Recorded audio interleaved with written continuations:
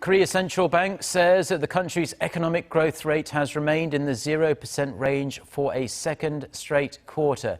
The slowing growth is driven by feeble demand both at home and abroad. Shin Se-min with the details.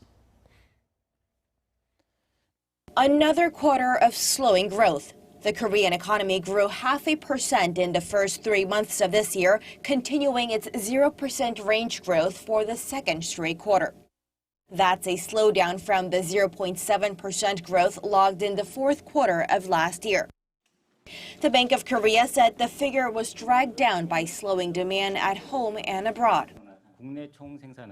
The overall GDP growth was driven down by a decrease in domestic spending in both durable and non-durable goods, eventually upgrading the estimated figure released in April by 0.1 percentage point. With that, the country's exports dropped over 1% during the first 3 months of this year. Construction investment rose nearly 7%, while facilities investment dipped 7.4% during the same period. The local economy grew at 2.8% compared to the year before, matching the central bank's growth outlook for this year.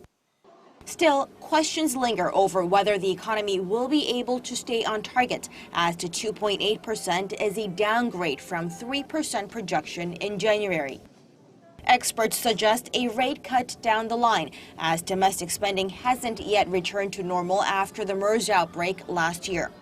They say measures to boost domestic spending are sorely needed, as the country's economic growth has been in the 0% range for nearly 2 years, with the exception of the third quarter of last year when growth was at over 1% after a government stimulus package following the MERS outbreak.